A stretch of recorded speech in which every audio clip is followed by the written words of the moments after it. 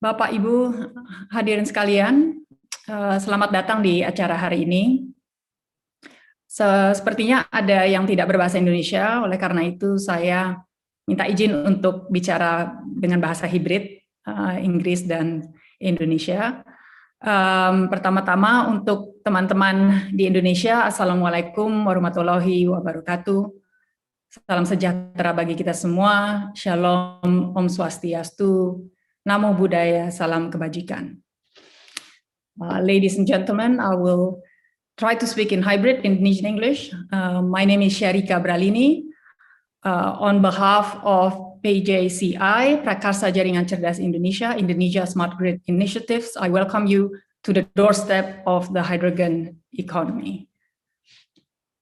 Today event is a partnership between the Indonesia Smart Grid Initiative and MECI, Indonesia Society for Smart Energy.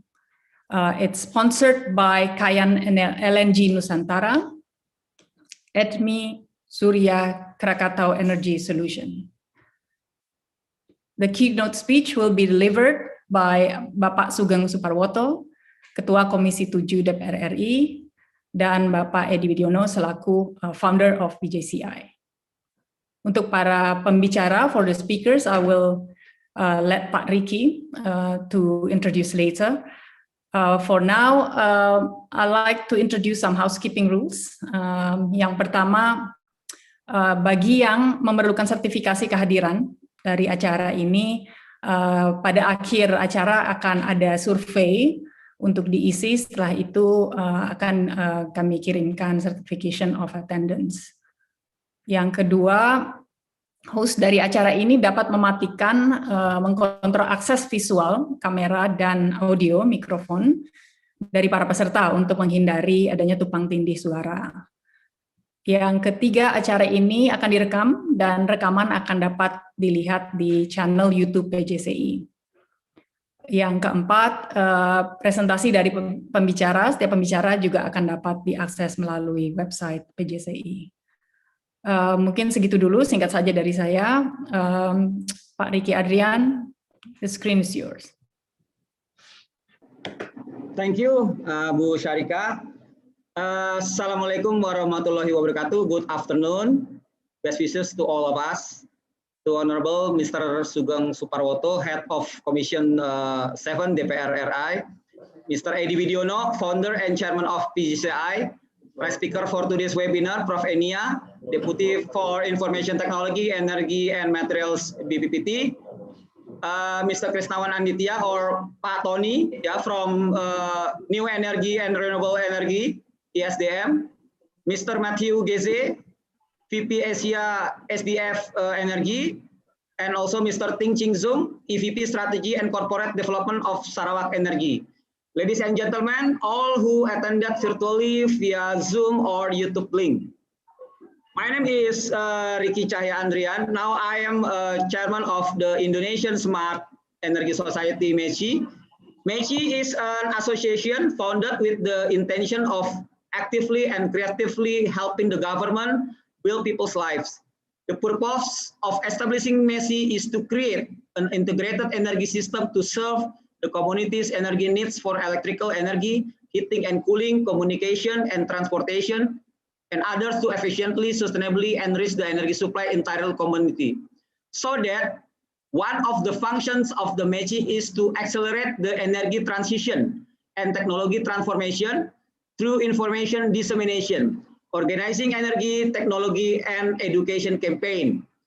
The definition of an energy transition is a shift in primary fuel, whereas Araujo defines an energy transition as a shift in the nature and pattern of how energy is used in a system, including changes related to the type of fuel, access, source, delivery, reliability, or end use.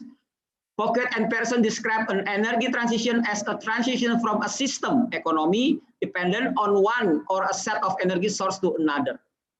Ladies and gentlemen, today's webinar is one of 4 in a series of hydrogen-related webinars. Today we will listen to presentation from our speakers regarding the introduction of the hydrogen and hydrogen economy. Other series will talk about hydrogen application in the power sector, hydrogen application in the mobility and industry sector, and also opportunities and challenges in developing hydrogen in Indonesia, including hydrogen export. My thanks go to our sponsor, namely Surya Daya Indonesia, PT Kayan LNG, IDMI Indonesia, and also Krakatau Daya Listrik. Also to the PJCI, MECI team, speakers, and all those who have helped organize today's webinar. Congratulations on participating in this webinar. Hopefully, it will add to our insight regarding the new economic business, namely the green hydrogen economy business, starting from the technical perspective on hydrogen, a financial perspective on hydrogen, and also feasibility for green hydrogen in Indonesia. Thank you very much. Wassalamualaikum warahmatullahi wabarakatuh. Back to you, Bu Syarika. Terima kasih Pak Riki. Baiklah, saya rasa kita bisa langsung mulai. Untuk mulai dengan keynote speaker pertama, Bapak Sugeng Suparwoto, yang akan dilanjuti oleh Pak Edi Widiono, dan setelah itu saya akan serahkan ke Pak Andi untuk mengenalkan panelis hari ini. Silakan Pak Sugeng. Ya, dinyalain. Thank you, moderators. Ibu Syarika, ya. Thank you once again. Thank you. Yes, for opportunity and time. Honorable Bapak Edi Widiono, founder Prakarsa Jaringan Cerdas Indonesia, PJCI. Honorable Bapak Riki C. Adrian, Chairman Masyarakat Energi Cerdas Indonesia, MECI. Distinguished participants, ladies and gentlemen. Assalamualaikum warahmatullahi wabarakatuh. Good afternoon, and maybe in another place, good morning. Thank you very much for the opportunity. First of all, I, as the Chairman Commission 7 DPR RI, welcome all of you and appreciate your time in joining this important webinar. Commission 7 Republic of Indonesia is the commission that focuses on energy, mineral resource, and technology. I also would like to appreciate PJCI and MECI in initiating this webinar on the doorstep of hydrogen economy. I believe it is an important and up-to-date topic for us. Globally, we are entering the point of no return in terms of climate change, and energy will be the center of solution. Based on a study conducted by UNDP and the University of Oxford on 1.2 million people in 50 countries, 69% of Generation Z youth under the age of 18 believe that global warming is already in the emergency stage, compared the opinion of 58% of people aged over 60 years. The young men become strong believer that we have to act immediately before it's too late. And at this point, we are at the point of no return. Of course, all of us here, that figure of Greta Thunberg as a young person who has inspired many people in challenging world leader to take real action fighting climate change. Then we see how political will is one of the keys in directing sustainable development and policy of the country, including the superpower of the United States, with President Joe Biden, who recently took office, directly issued executive order to place climate change as the center of foreign policy and national security. President Joe Biden also returns the position of the United States to one of the supporters of the Paris Agreement, which was previously revoked by President Trump. I saw the importance of climate change and climate resilience in our development plan. It is crucial because as a nation, we must be able to withstand various change, and climate resilient development direction can directly contribute achieving the NDC target of the Indonesian government as well as support national energy security. Indonesia as country have taken a firm commitment as ratified in the NDC through law number 16 of 1916 to reduce emissions that affect global warming. The commitment is a state and Indonesia national determinant contribution, NDC, for reducing emission by 29% or the equivalent of 834 million tons of CO2 by 2030, with self-refinancing, and 41% of the equivalent of 1 million about 1 million ton of CO2 with international support. In the line with that, Commission 7 initiated the new and renewable energy bill atau rancangan undang-undang energi baru terbarukan. The bill is designed to improve renewable energy use while decreasing fossil energy use in Indonesia. It's including support to accelerate business and investment in renewable energy. Some of the main challenges in accelerating and optimizing in development of new and renewable energy in Indonesia are: 1, political will; 2, limited investment; 3, infrastructure and technology; and 4, market domination. Indonesia has an enormous and diverse energy potential.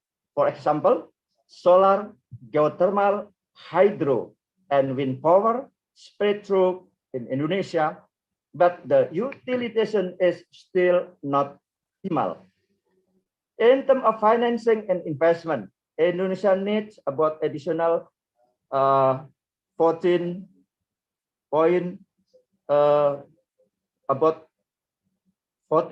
megawatt to reach the 23% target by 2025. Indonesia needs a funding of export approximately $34 billion or about $6 billion per year to achieve this target. Hydrogen will be one of the most important energy commodities to support Indonesia in achieving to the NDC's target and further sustainable development. The center on clean energy production and its issue for economic activities, which are industry and transportation. The basic principle of the hydrogen economy is transportation and storage. Once more, the basic principle of hydrogen economy is a transportation and storage of energy in form of liquid of gaseous hydrogen. A hydrogen-based economy could be a great opportunity for the Indonesia state to decarbonize various sectors, including the transportation and industrial sector. Clean energy will be the center of sustainable development. However, several challenges remain, including the cost of large-scale hydrogen production, infrastructure investment, hydrogen storage, transportation and distribution, safety consideration, and supply demand in uncertainties. So far, the development of the hydrogen utilization in Indonesia is mostly still using fossil energy source, and the price of hydrogen from renewable energy source is centered currently around 3.5 euros per kilogram. However, by 2025, by 2025, it is estimated that its goods will fall to around 1.5 euros per kilogram. We need to make various breakthroughs so that hydrogen can be widely used and affordable.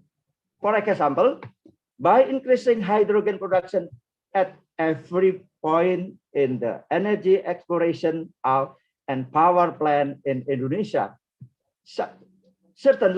Currently, for the example, there is an initiative from the company HDF Energy to develop a hybrid green hydrogen with a solar power plant, PLTS, wind power plant, PLTB, on Sumba Island. We also need to encourage national and local business to see the potential for green hydrogen.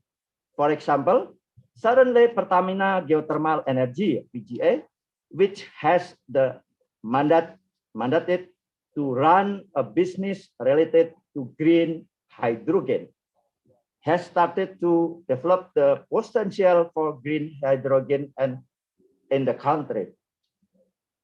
This is done through a pilot project in one of PGA's geothermal working area in 2021. Saying so, the utilization of hydrogen and other clean energy alternative will not be able to develop if we don't fully support it.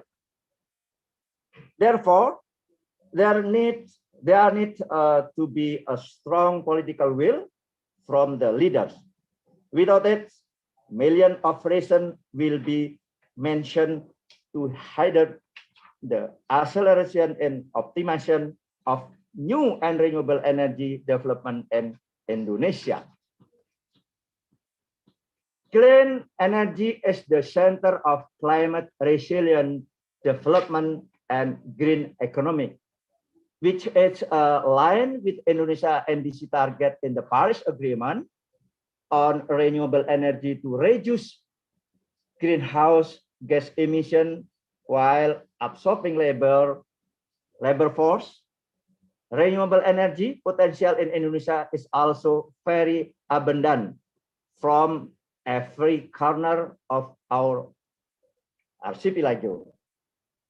The development of the clean energy project will also open up the opportunity for investment, especially from international ones, from the foreign direct investment, according to the Bloomberg New Energy Finance, about 30.3 trillion in investment US dollar, 30.3 trillion US dollar in investment for new power generation asset up to 2050 globally. This currently can pump up economic of a country. Finally, We would like to convey the sustainable energy management as an important component in supporting climate resilient development in Indonesia. But we all need to consider all aspects, especially the economic value that will occur. Hydrogen can be an energy source option that we need to fully support. Clean energy and the security as the center of the green economy, they must be able to provide the great benefit for the prosperity of the Indonesia people in accordance with the mandate of Article 33 of the Undang-Undang Dasar 45, Constitution. We also invite all parties to support the completion of the bill on new and renewable energy, sustainable energy in Indonesia. Thank you very much for attention and please enjoy the webinar. Thank you. Thank you, Pak Sugeng. Your insight is very valuable.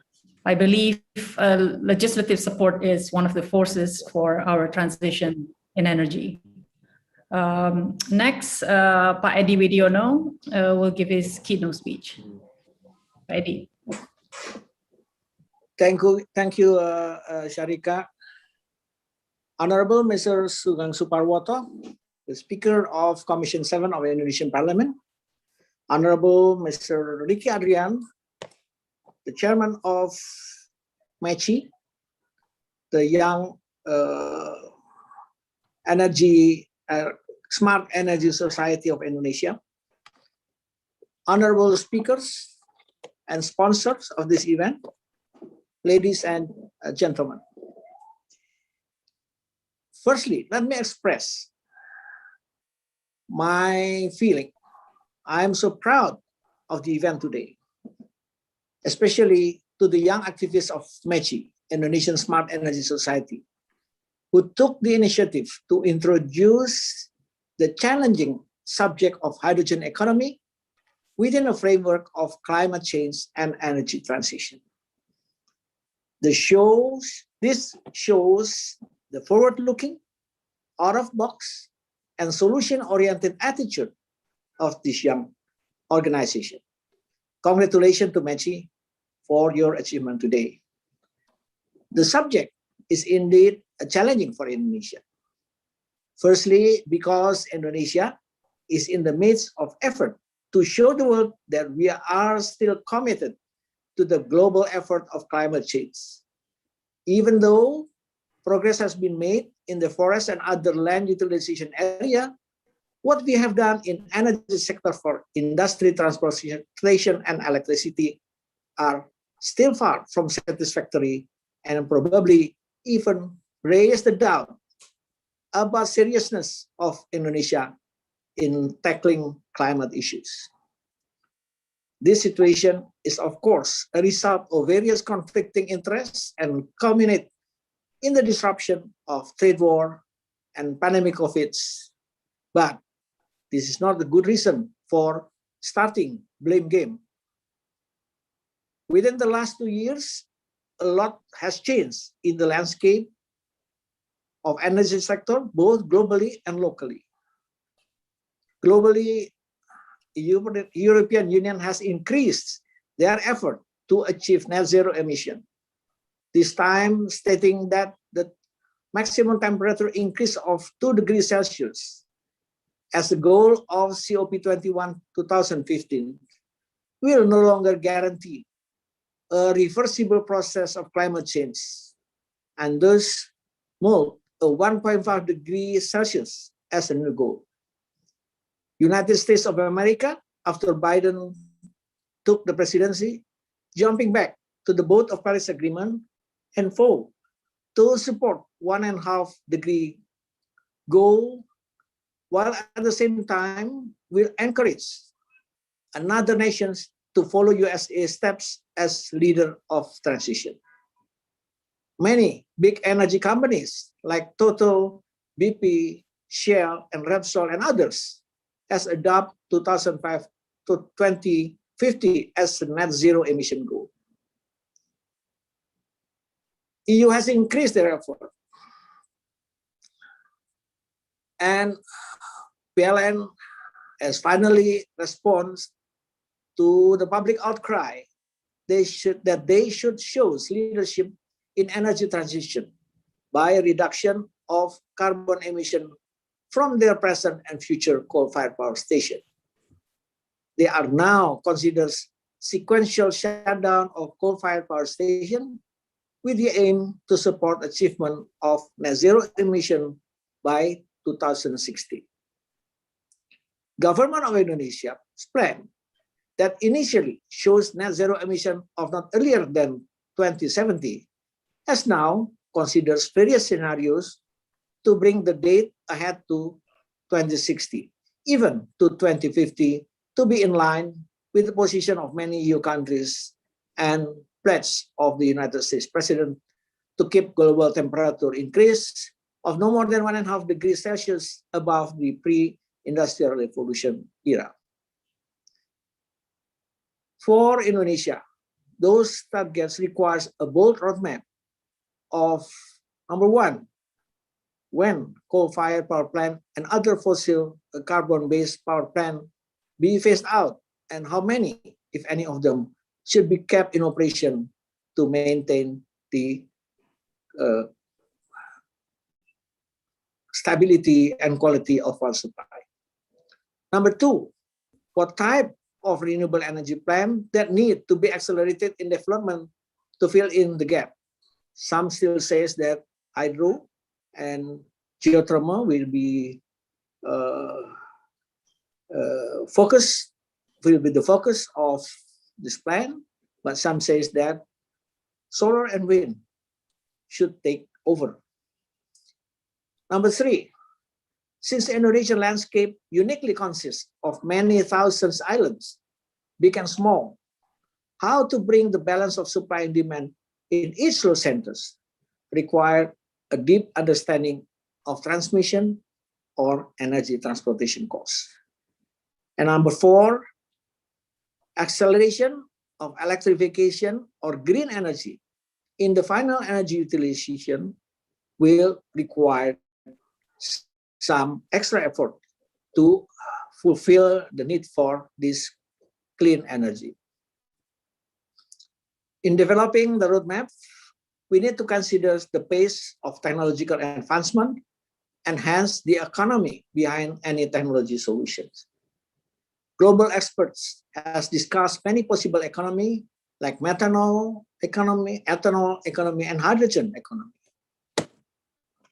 A hydrogen economy based on fuel cell and hydrogen technologies is a plausible and promising way to reach the energy targets and improve the quality of life of society, also providing independence and the security of energy supply.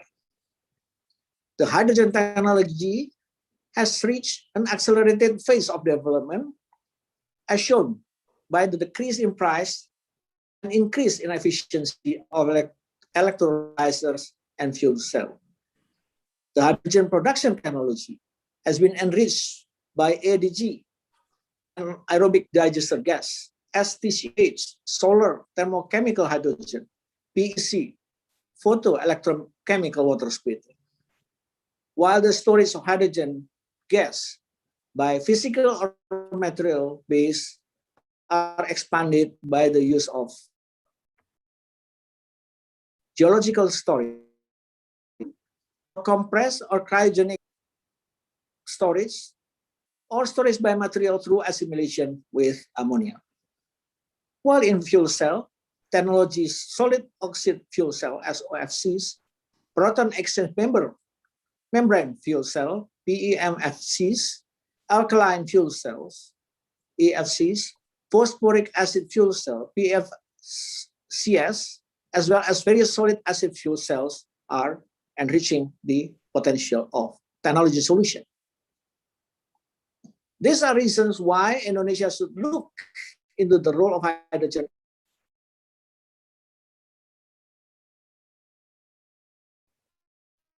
and develop technology to facilities to produce that.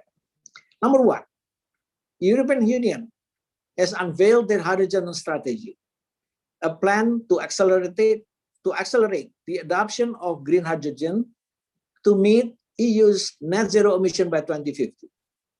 In their strategy, they accelerate hydrogen electrolyzer capacity from 6 gigawatt or 1 million ton annual production within the years 2020 to 2024 to 40 gigawatt in 2025 to 2030, or equivalent to 10 million ton annually. Euro 430 billion will be committed to capex of this plan. The cost reduction and improved efficiency of EU hydrogen production could alter the priority of Indonesian answer to energy transition, which is still based on renewable electric production, both locally as rooftop or solar farm later, plus transmission or HVDC subsea cable transmission.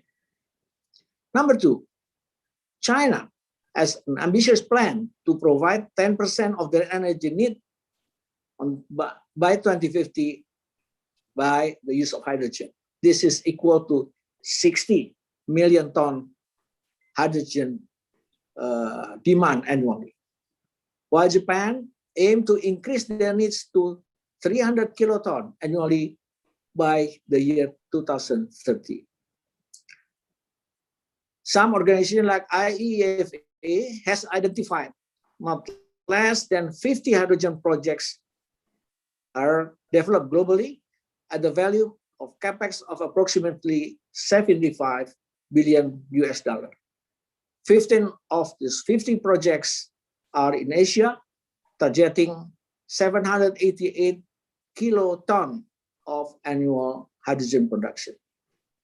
The growing market of renewable energy in East Asia, namely China, Japan, Korea, and Taiwan, may provide Indonesia with export market of both electricity and hydrogen. In this regard, Indonesia will have to find competitiveness against the giant renewable energy superpower, which is on our backside, that is Australia. Australia has an enormous potential of land, sunshine, and wind, and they could be the future superpower of renewable energy.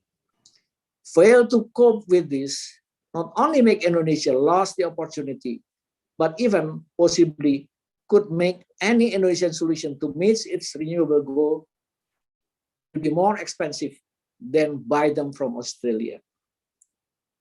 By developing potential in western part of Indonesia to supply Asian market, while utilizing eastern part potential to supply domestic market in Jawa, Madura, Bali, Indonesia may leverage its geographical advantage of closer distance to the market as long as we are able to meet the demand on time. Within ASEAN,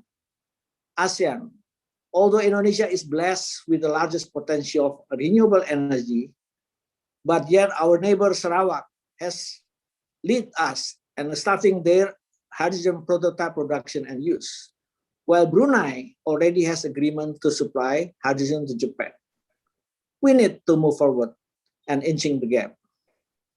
For Indonesia electric sector, hydrogen has been seen as one possibility on or energy storage for the benefit of Sumba gigawatt plant in order to be able to economically utilize the proposed subsea HVDC cable, while at the same time exploring the possibility of exporting it. Last but not least, the current condition of PLN may pose a prolonged process of interconnecting transmission, such as HVDC subsea cable development, those imposing delay in the development of renewable energy in Indonesia.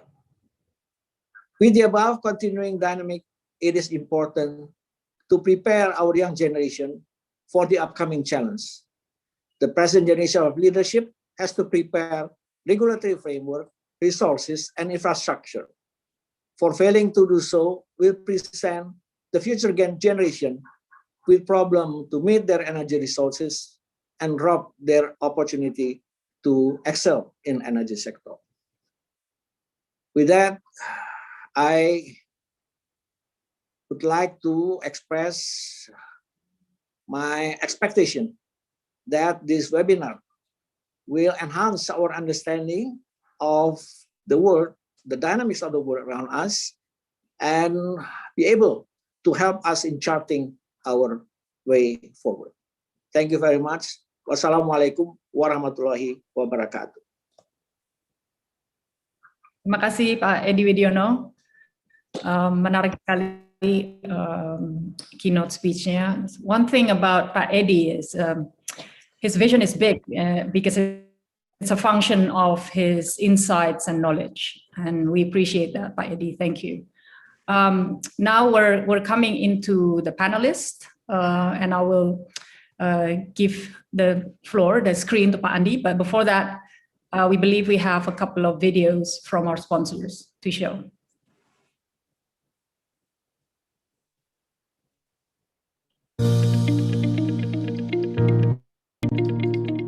Sebagai negara tropis, Indonesia memiliki potensi yang sangat besar dalam memanfaatkan energi matahari sebagai sumber energi masa depan yang tak terbatas. Penggunaan energi terbarukan dari sinar matahari dapat mengurangi ketergantungan kita pada energi fosil yang dapat merusak lingkungan. Ini merupakan waktu yang tepat saat biaya pemanfaatan energi matahari melalui teknologi fotovoltaik sudah terjangkau di Indonesia. Sejak tahun 2018, PT Surya Daya Indonesia sebagai pionir penyedia jasa sewa PLTS atap hadir untuk membantu para pemilik bangunan dan perusahaan-perusahaan di Indonesia untuk beralih menggunakan energi matahari tanpa mengeluarkan investasi apapun. Surya menyediakan one-stop solution dalam memenuhi kebutuhan PLTS atap Anda, mulai dari melakukan feasibility study, sistem desain, instalasi dan konstruksi, perizinan, pengoperasian dan perawatan, serta products and performance warranty selama masa sewa.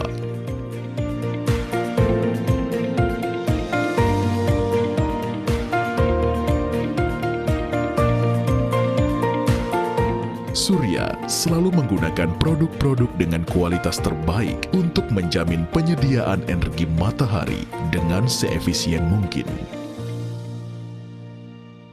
Surya juga berkomitmen untuk memberikan pelayanan terbaik kepada seluruh pelanggan dengan sumber daya manusia yang kompeten.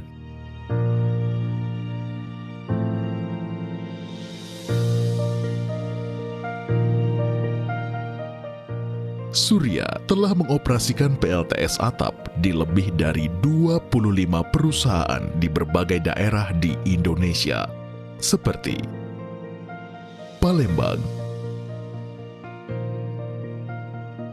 Jakarta,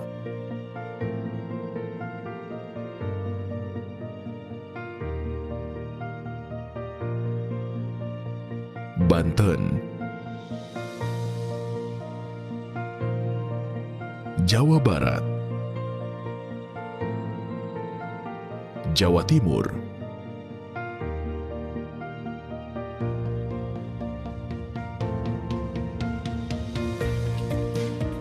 dan Makassar.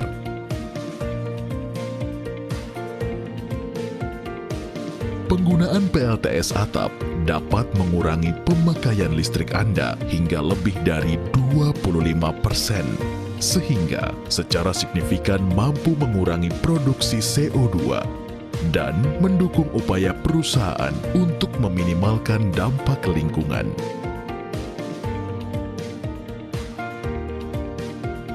20 Bersama Surya, mari secara aktif berpartisipasi dalam transisi energi terbarukan yang ramah lingkungan demi kehidupan umat manusia yang lebih baik. Surya, revolutionizing energy.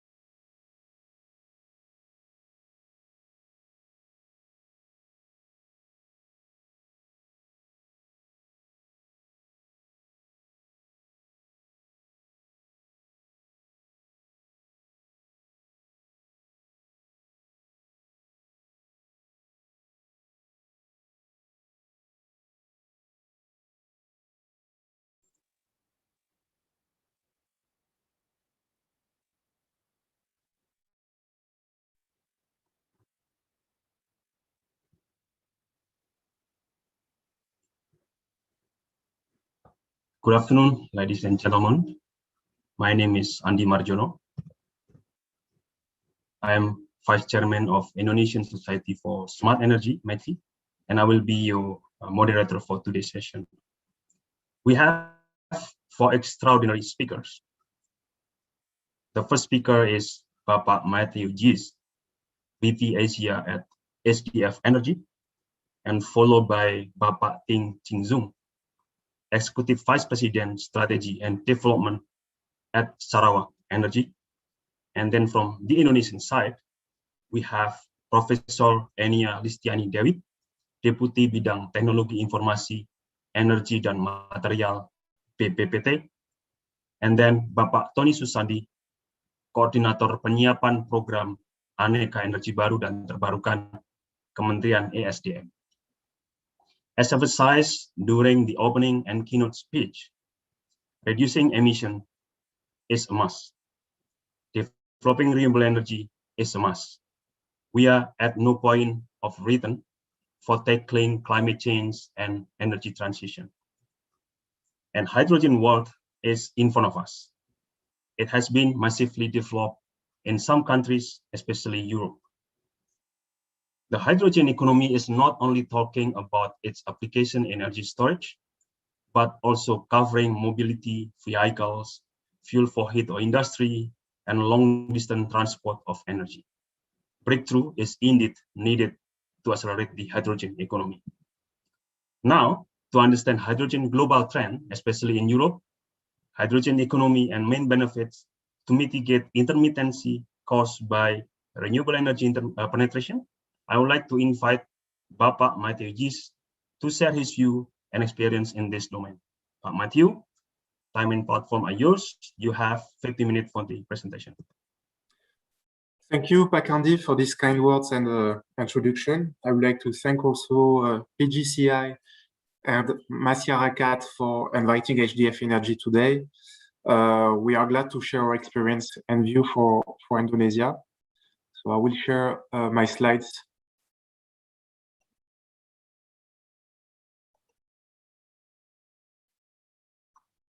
So now everything should see them. So I will start by presenting myself. So my name is Mathieu. I'm VP of Asia at HDF Energy, and I'm based in Jakarta.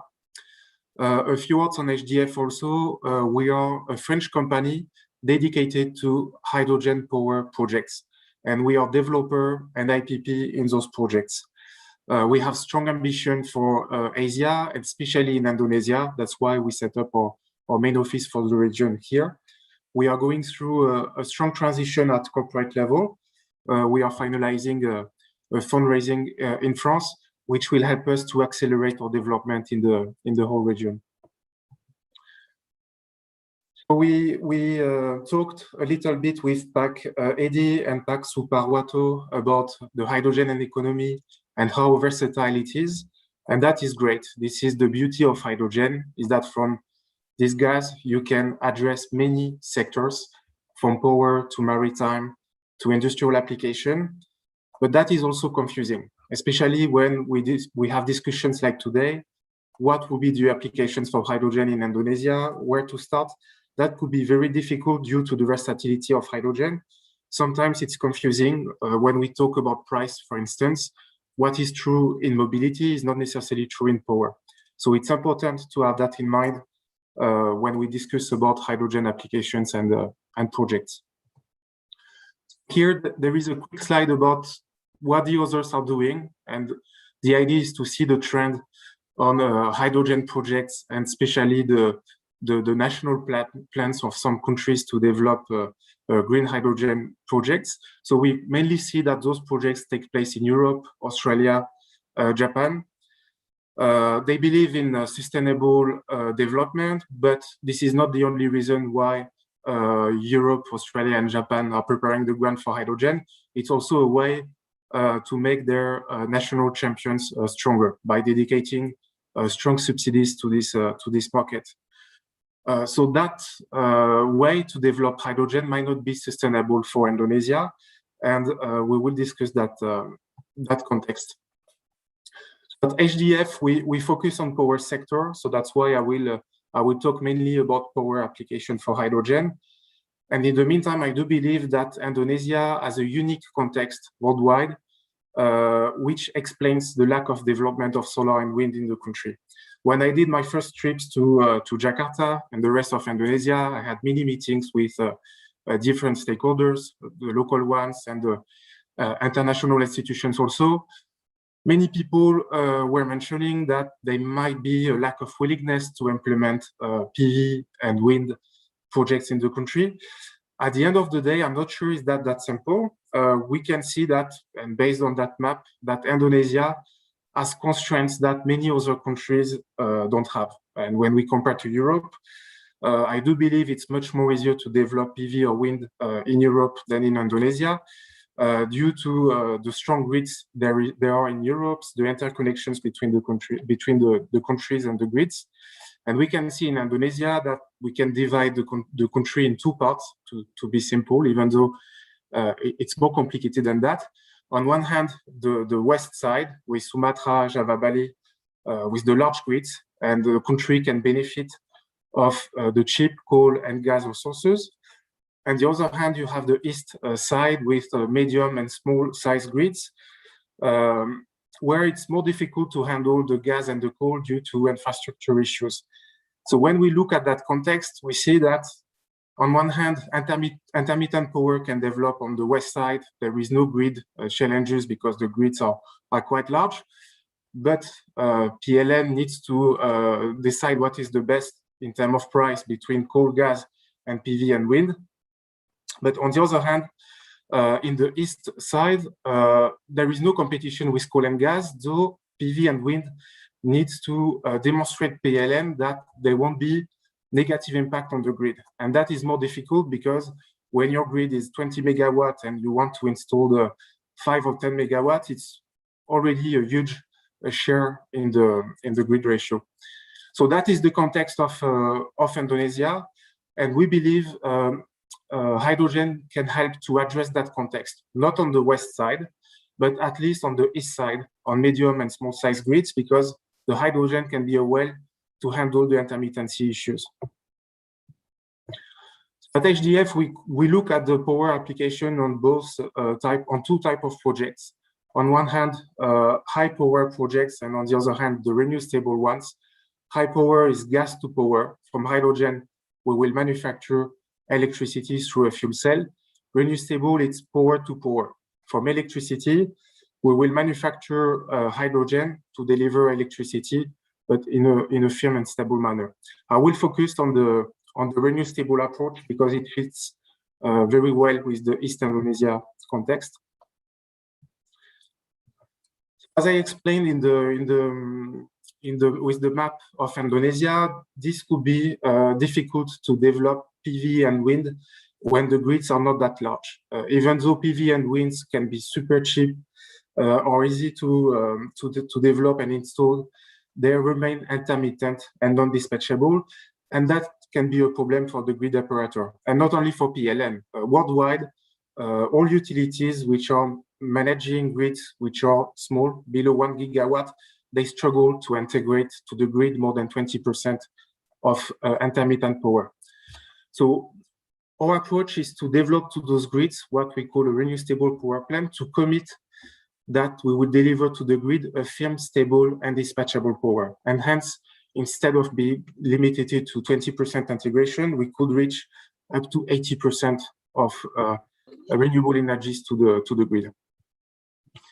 What is a renewable power plant? I will explain shortly in one slide, and then I will give you an example of projects we are implementing in France. So a renewable power plant combines renewable energies, batteries, and hydrogen.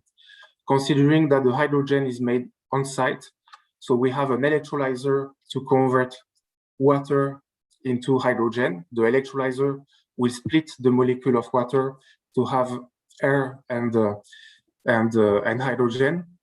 To have water, to have air and hydrogen, yes, and then the fuel cell will convert that hydrogen in electricity, and then the byproduct will be water.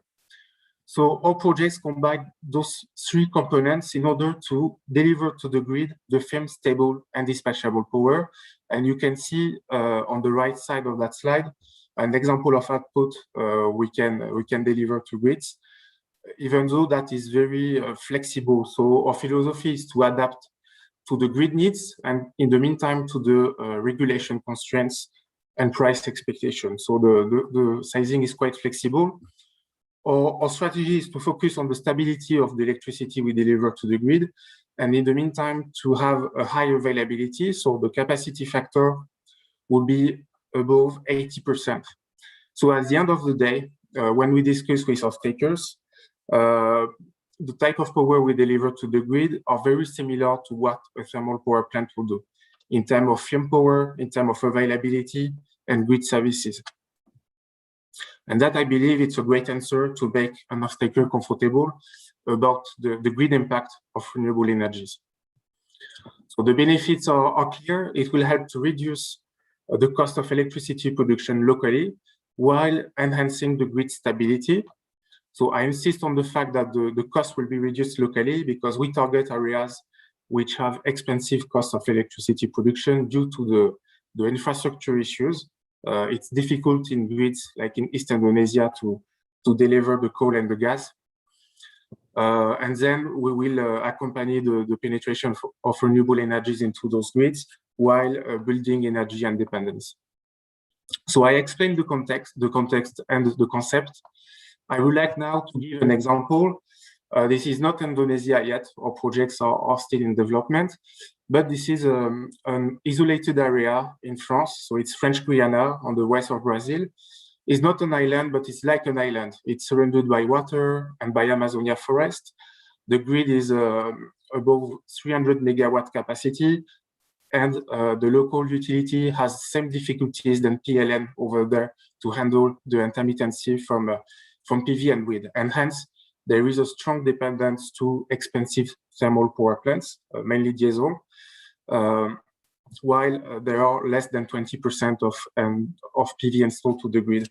So we proposed a renewable power plant to that territory in order to help replacing the dependence on diesel genset. The project will start construction very soon. The main investors are private stakeholders only, HDF Energy, Meridiam, which is a large French investment fund, and Sarah. Sarah is a kind of small Pertamina in this part of France. They operate refineries. The main lender will be the European Investment Bank. So I wanted to give those information because I want to make it clear that this project is bankable. It's financed, the equity is financed only by private companies. This is a project finance scheme with non-recourse finance.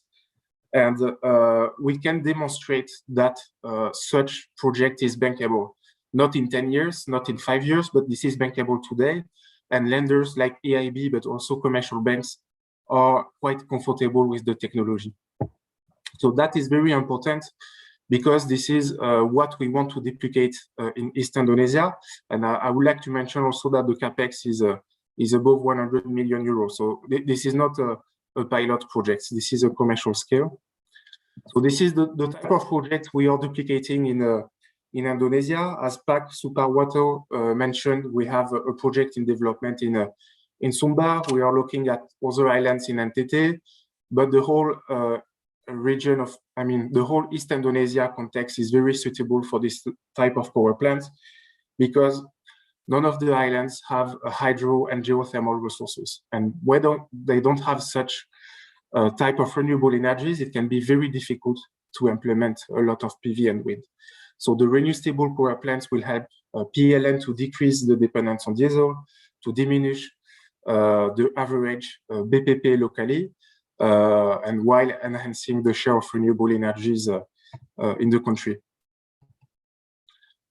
Here you have a quick picture of the other applications we look at and that we will try to develop in Indonesia on the long run. On the short run, we keep focusing on the renewable approach, but we can look also at gas to power application with petrochemical plants, for example. We can convert excess of hydrogen into electricity, and that can be competitive with the electricity price from the grid. We look also at data centers application and maritime sector. We believe that the hydrogen has a strong role to play in that sector, especially considering the islands context in Indonesia. So that was it about HDF. Feel free to ask questions. I will answer them during the Q&A session. Thank you. Thank you, Matthew. Exactly 50 minutes. Thanks for that. We learned new terminology today, renewable. I believe it links to renewable without creating a problematic intermittency coming from variable renewable energy, so that the VRE can be developed together with hydrogen, and you're actually focusing on Eastern Indonesia. We understand as well that a challenge of hydrogen is not, development in mobility, power, and other sectors are different.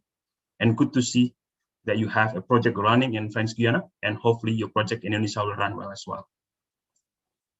There might be some question in Q&A chat box to you. Please have a look and respond to them immediately. Now from Europe, let's move closer to our country. We move to Southeast Asia. I'd like to invite Bapak Ting Ching Zung to share experience of Sarawak Energy in developing hydrogen in the region. Bapak Ting Ching Zung, the platform is yours. You also have 50 minutes for the presentation. Thank you, Bapak Sugeng Auto, Head of Commission 7 of the Parliament, Bapak Edi Widiano, the founder and the chairman of PJCI, my colleague from energy sector, the honorable speaker, ladies and gentlemen, a very good afternoon, and thank you very much to Indonesia Society for Smart Energy and Indonesia Smart Grid Initiative for organizing this webinar. It is an excellent platform for the exchange of ideas and experience in pursuing the green hydrogen initiative. I'm in fact honored to be invited to share our experience and our hydrogen journey in Sarawak. Sarawak Energy, we are a vertically integrated energy development and power utility group with a vision to achieve sustainable growth and prosperity for Sarawak by meeting the region's need for reliable, renewable, and affordable energy. Sarawak Energy is wholly owned by the government of Sarawak with more than 5,000 workers. Within Malaysia, we are the largest provider of renewable energy with an expanding customer base of more than 700,000 accounts, serving a population of almost 3 million people across Sarawak. For lighting up communities, working together with the government of Sarawak, one of our key tasks is to light up the communities, including the rural communities. We are committed to achieve full electrification by 2025. Sarawak Energy, we have the lowest average unsubsidized tariff in Malaysia and among the lowest average tariff in Southeast Asia region. Our generation mix is predominantly renewable hydropower, complemented by gas and coal for energy diversity and security. I'm pleased to note that hydropower development in Sarawak has allowed CO2 grid emission intensity to decline significantly by 76.5% since 2010. In realizing our aspiration in becoming a regional powerhouse, we are progressing the Borneo grid with interconnection via power exchange agreement with West Kalimantan, Indonesia in 2016, and planning also for expansion through interconnection with our neighboring state in Sabah. Our partnership with Indonesia's northern province of Kalimantan, or Kaltara, plays an important role in our aspiration. We have completed the feasibility study for the development of close to 1,300 megawatt hydroelectric plant at Mentaran, Indok, another step for realizing the Borneo grid.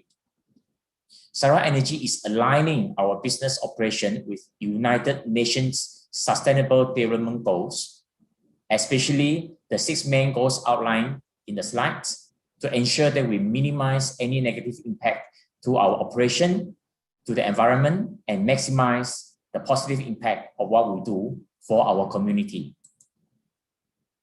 In the past, Sarawak's power generation mix was predominantly from thermal sources. Since 2011, hydropower generation has surged and now accounts for close to 70% of Sarawak generation capacity. Going forward, Sarawak Energy aims to attain at least 60% renewable energy capacity mix in Sarawak, with solar energy contributing about 4% of the generation mix by 2030. Hydrogen development in Sarawak. Sarawak is well positioned to become a hydrogen player in global hydrogen value chain. We are blessed with abundant renewable hydropower potential that can be harnessed to produce low carbon hydrogen. We have technical know-how in related fields such as power generation, oil and gas, and chemical industry that goes back 100 years. Thirdly, emergence of a global hydrogen economy that focuses on East Asia. We are located strategically in proximity to markets, supporting neighboring Asian countries with clean energy demand. Currently, hydrogen is primarily used in Sarawak as an essential process feedstock in various industries, with most of the hydrogen produced on-site by end users such as petrochemical and semiconductor players. In 2017, Sarawak's Chief Minister announced that Sarawak Energy would be entrusted to lead a research project on hydrogen's commercial and public application. This was based on the premise that hydrogen could become the primary fuel of choice for areas such as the transportation sector and energy storage as the technology mature and become more commercially attractive in the future. Sarawak Energy now produces green hydrogen through electrolysis at its integrated hydrogen production plant and refilling station in Kuching, built and commissioned in 2019. The integrated production plant in Southeast Asia's first such facility. It can produce up to 130 kg of hydrogen per day at a purity of 99.999% and is capable of filling up to 5 fuel cell buses and 10 fuel cell cars per day. Hydrogen mobility in Sarawak. Through the facility, Sarawak Energy is spearheading research in hydrogen energy storage potential and as an enabler for greening hydrogen's transport system together with the government of Sarawak. Today, Sarawak Energy has 2 hydrogen fuel cell cars from Hyundai Nexus that come with a maximum fuel tank capacity of around 6.33 kg each. It can travel around 100 km per kg of hydrogen. While most people are aware that it takes much longer to recharge an electric car, refilling of a hydrogen-powered car requires of only about 5 to 6 minutes. The facility is contributing significantly to the body of knowledge and evaluation of the hydrogen economy in a tropical environment, keeping Sarawak ahead of the renewable energy and hydrogen economy development curve. Hydrogen export supply chain model. Sarawak has 2 key competitive advantages as a potential hydrogen producer. Firstly, its industrial electricity tariffs are highly competitive at both national and regional level. Secondly, renewable hydropower dominates its generation mix from its current hydropower generation capacity and future hydropower generation potential. This essentially means that it makes the best economic and environmental sense to follow the electrochemical route, i.e. to use green electricity from hydropower to produce green carbon neutral hydrogen. This creates the potential for Sarawak to meet local consumption demand and to become an exporter of green energy to neighboring markets with existing or future demand of greener energy, presenting an added major revenue stream that Sarawak can develop sustainably. How we manage the public perceptions. The hydrogen economy is a new concept even at global level, and awareness, education to the public and concerned stakeholders is important to address concerns and potential misperceptions. Hence, our initiative also focus on the objective of creating awareness via 4 programs. Firstly, outreach program through science, technology, engineering, and mathematics program. We reach out to urban and also rural schools to inspire and educate next generation on science and technology. Secondly, we're setting up Green Energy Information Center Gallery. It serves as the avenue to share the hydrogen-related knowledge to the public, to the school, and international visitors from academy to industry background. The gallery offers an immersive experience of sustainable development from power generation to mobility electrification. Thirdly, pilot hydrogen project. Seeing is believing. Safe and successful pilot refilling plant and vehicle fleet provide hands-on understanding of hydrogen-based transportation, and it is key to achieve widespread awareness of how safe hydrogen is. Last but not least, developing a long-term hydrogen economy roadmap together with Sarawak government to provide in-depth analysis of the value chain and ecosystem relevant to the realization of hydrogen economy, both in technical and commercial aspect. Of course, we also face some challenges and opportunities in hydrogen economy development. The implementation of the hydrogen agenda has its own set of challenges. These include the current high cost of hydrogen value chain, readiness of technologies to support, and economies of scale for mass production. However, in Sarawak Energy, we believe that the challenges could be overcome to enable Sarawak to capitalize on the opportunities by being ahead of the curve. Hydrogen is already recognized globally as a key enabler in energy decarbonization and ultimately in climate change mitigation.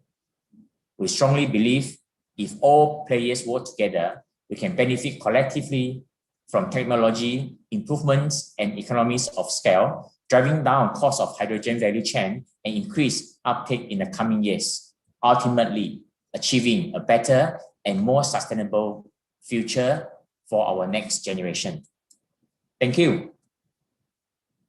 Back to you, the moderator. Thank you. Thank you very much, Ting Ching Zung. It is encouraging to see that hydrogen development in Sarawak is progressing very well.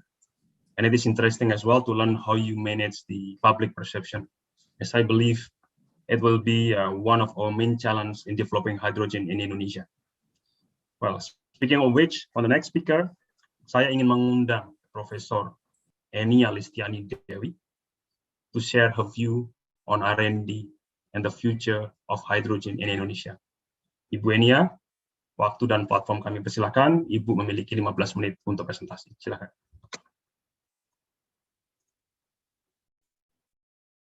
Okay, thank you, Pak Andi.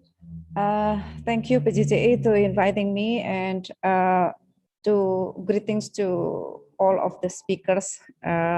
Now we are talking about hydrogen in many webinar, yeah, and this is so interesting topic that discussed by many associations, and I hope the hydrogen development would be increased in Indonesia. So I will share some slide. I will be quick because I do not expect that it will be 20 minutes, yeah, Pak Moderator? 50 minutes. Oh, 15 minutes. Yeah. Okay. Sure. Okay, my slide is okay, yeah. Okay. Yes. I will skip my introduction. It's all about net zero emission, and Indonesia is focusing on the transportation and industrial sector. You know about that, and PJCI association also mentioned about this, and we are now in terms of progress to accelerate the renewable energy can involve in our energy mix in Indonesia. And I will tell you about the BPPT. BPPT is the research institution under BRIN now, National Research and Innovation Agency. So we are already have many pilot projects in several locations in Indonesia.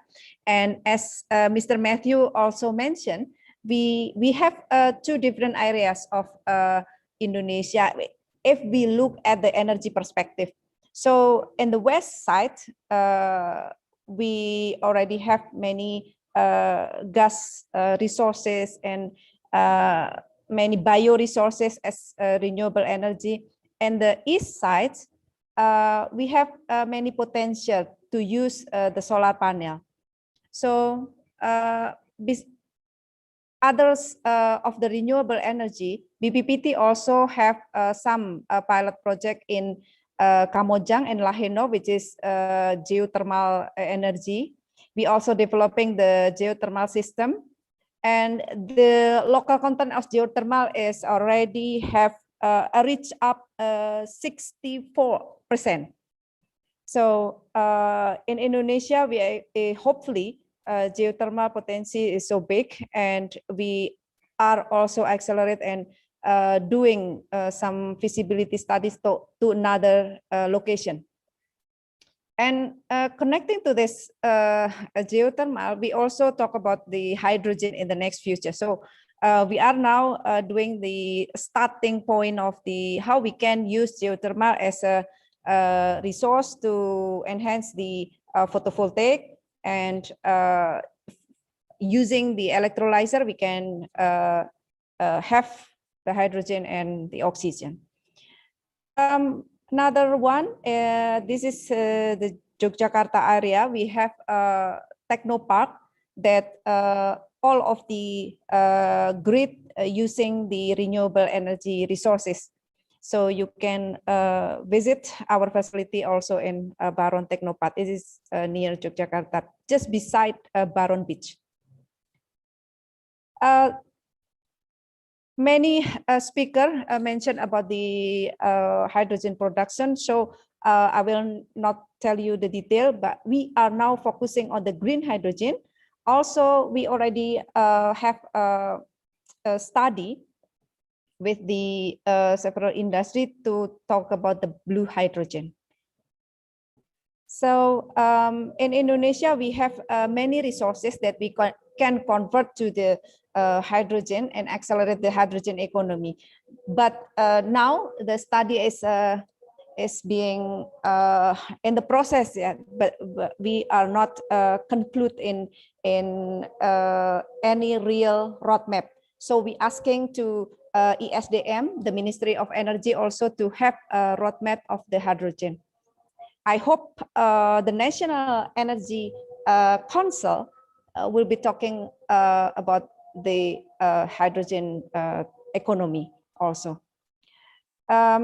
This is one thing I will show you. The natural hydrogen may be coming up from the Latin America. So the researcher over there is now trying to invest the geological extract carbon-free hydrogen, and they found the natural hydrogen. This is an interesting point, but it's still research. Okay. From the global demand of the pure hydrogen, in the 2025, we hope the hydrogen price will be down, and it predicted would be 1.5 euro, but we still cannot account now in Indonesia. Yeah. Hopefully, well, PJCI as an association have a talk also how we can setting up the price of the hydrogen in near future. So talking about the hydrogen process that we now have some study in BPPT also, not a liquid hydrogen, but we know that the hydrogen and many different types of the method how to carrier. We know that about the liquid hydrogen. We must think about the distribution, because we must keep the tank minus 253 degrees Celsius, which is yeah, very rare. And I think if we want to use it to the transportation, we need a pipe and a big insulation at here.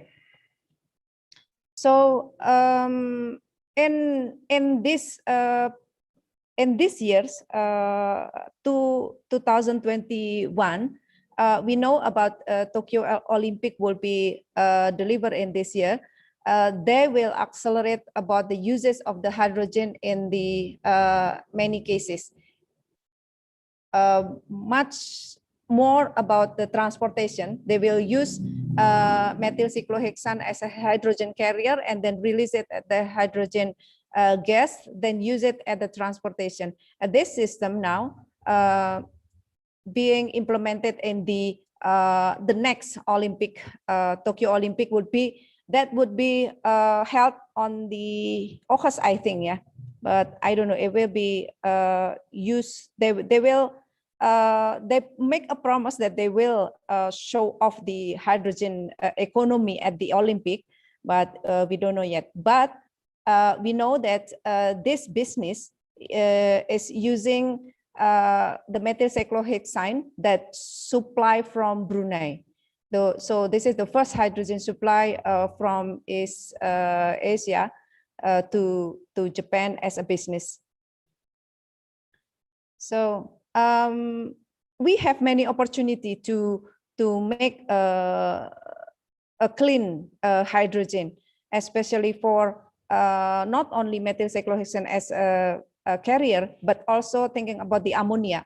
We must think about the ammonia distribution and ammonia production that using the clean hydrogen. So as mentioned by the speakers before, the clean hydrogen is coming up from the electrolyzer, and then the power of the electrolyzer coming up from the wind and solar. This system can be accelerated in Indonesia, and we can increase this system into the east part of Indonesia.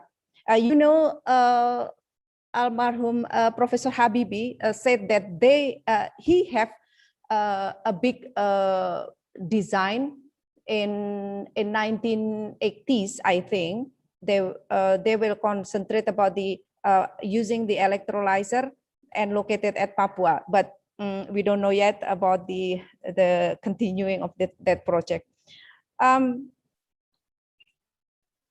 Okay, I will show you about the green hydrogen itself. The process about the green hydrogen concept is, you know, that we must have onshore wind or offshore wind, and also we must provide the electricity from solar, and should be considered about the electrolyzer. We must think about the PEM electrolyzer, because this proton exchange membrane electrolyzer is one of the candidates that can make the electrolyzer more efficient. And if we got the green hydrogen, we can use it even in a heavy industry and high temperature processes and refinery, petrochemicals, many industry of agriculture, of course the ammonia production, and also the others food and drink production. So this concept would be called the decarbonization project. So I will also talk to Pertamina that we will do the feasibility of the decarbonization and the uses of the green hydrogen. So for your information, BPPT already have a scheme, and we do making the PEM electrolyzer itself, but it's still in the research scale. We want to scaling up this concept to ensure that we can manage the manufacture in local, how to make the electrolysis, the electrolyzer. I will skip this. Oh, the other one, as I said about the waste hydrogen, we have so many palm oil plantation at Sumatra, as we know that there are so many palm oil mill effluent, and some of our researchers make the palm waste to convert it to the hydrogen gas. We using the microbes to enrich the hydrogen production. And you know, if we combine the methane and hydrogen, we call it HY10. This is a combination project with the China Taipei. Yeah, we doing this since 2009, and to scaling up our high-10 hydrogen methane combination, and we want to accelerate the combustion in the industry of palm oil. We want to explore about the circular economy in this project.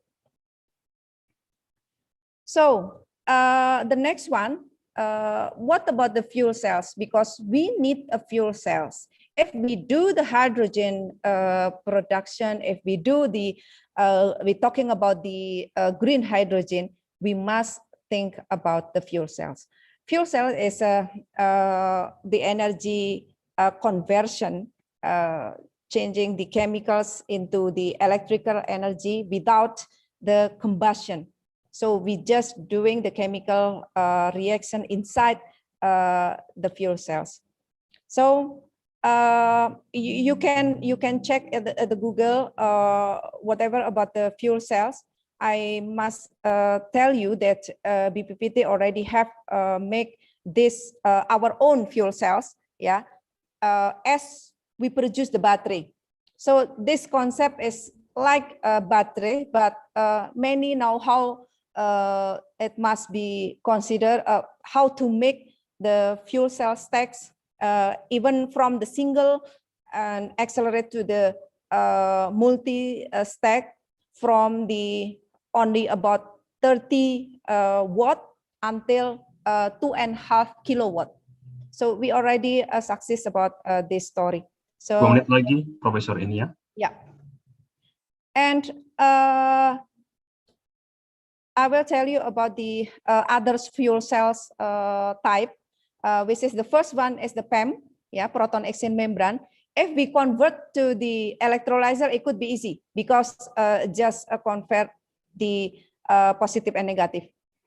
Now, our researcher doing the solid oxide fuel cells also. We have a research on this solid oxide fuel cell. We combine we have a collaboration with UKM, University Kebangsaan Malaysia, and we do this prototype as well as this. The main topic at here that we use nanoparticle of cerium oxide and zirconium electrolyte, and we hope this solid oxide fuel cell can be used in the future. I will show you about the this roadmap. We must consider if we want to use the hydrogen in transportation. The Ministry of Industry have already roadmap, but we can see this 2030 we will have the fuel cell vehicle. Just only maybe 3,000 or 300. Yeah, I'm not sure about the value of the car, but we know that this in the roadmap of the transportation. So I will show you the our development of the fuel cells transportation in BPPT. We already make a motor fuel cell since 2009, so it's already 12 years. Yeah, you know that if we do one charging, like we insert the gas at here, it would be reach 750 kilometers. So you can see this motors already used in the Serpong. Yeah. You can join us if you want to test drive. It can be easily ride as electric, as also as electric car. So we also convert the electric car, yeah, developing the fuel cells car like here. We using the motor, we use 500 kilowatt of fuel cells. And the small car, we use 1 kilowatt of fuel cells. Then you know that this is our guys that doing the development. It's just like electric vehicle, but we have oxygen gas on board. So the last one is we do fuel cell golf car also. We're setting up the PEM fuel cell as big as 2.5 kilowatt. Now it's still developed. Okay, this I will go to the last one. As I talk about the Indonesia in the west side, how about we make the hydrogen highway in the Sumatra? We already have a highway in Sumatra, Trans Sumatra toll, yeah, and then we have many resources at here that can convert to the hydrogen. This is possible to use the hydrogen in the transportation section, but we must consider about the next electric vehicle, yeah, because we now Indonesia must focus on the electric vehicle first. Then we can convert the hydrogen and implement it in the transportation. And the other one is the hydrogen that used at the stationary. I will. This is our facility in Baron that I told you before. We setting up the fuel cells and hydrogen as a resource at here. We use also methanol. So we convert the methanol to the hydrogen using a steam reforming, and this is our facility. You can show to the many students to join this facility and use this facility for free. Yeah. Okay. This is the last slide. So how we can achieve the net zero emission in 2030 or even 2070, because Indonesia have a target net zero at 2070, yeah, 2070. So we are already heard about to stop build a new coal power generation in 2025. This topic now have been talking with many researchers how we can stop to build the new coal power generation by 2025. And you know, if we doing this, we can achieve the net zero emission of our carbon neutrality. And Indonesia should push down the CO2 emission by convert the transportation to the electric vehicle, on furthermore to fuel cells vehicle. And we also use the power generation using the renewable energy. And you know, all of the industry must consider about green hydrogen and must consider about the CO2 capture. So now it's ongoing process. Indonesia have also the needs of the green hydrogen. If we doing the implementation of B30, or also we going to the B50, and also we have a methanol production plant also in Bintuni, right, in Papua. So I think we need to reduce the emission if we build the new methanol production. So I hope the growth of the chemical industry also consider about the carbon capture in the next future. Thank you for the time. Thank you to listening. Terima kasih. Assalamualaikum warahmatullahi wabarakatuh. Waalaikumsalam. Thank you so much, Professor Enia, for your very comprehensive explanation. It's more like, for some of us, it's more like hydrogen 101. So it's very interesting. And now we understand that there are many applications can be developed with hydrogen. And it is great to see that PPPT has done a lot of things in this domain. And I believe there will be a lot of questions. And please allow me to remind all speakers to visit the Q&A chat box and answer questions directed to you. Last but not least, I think it will be incomplete without having some view from the Ministry of Energy and Mineral Resources. For that reason, I would like to invite Bapak Tony Susandi to share his view. Waktu dan platform kami persilakan. 15 menit itu, Bapak. Thank you, Pak Andi. Thank you for inviting us to this important event. This is our second event on the hydrogen within the last 2 days. Yesterday, we attend the event with the Antasena ETS. They are currently preparing the hydrogen car for joining the competition in the Asia. So this is, as already mentioned by our previous speakers, hydrogen is now becoming hot topics. Many institutions, many webinars addressing this hydrogens, and including this one and the next one. I think ADB will also host this kind of webinar.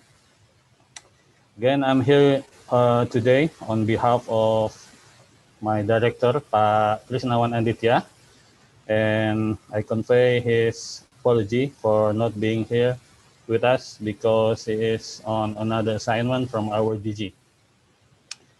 I'm here to say I'm here to share some view on the hydrogen development on the government perspective. There.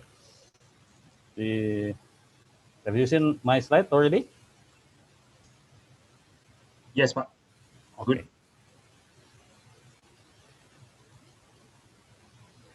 To start with, I'd like to look at the current Indonesia's energy context, and then we'll continue to the in-area development plan in Indonesia, and quick look on how the hydrogen development in Indonesia, hydrogen technology utilization and cost. I think I will skip this one because this is already presented by our previous speaker.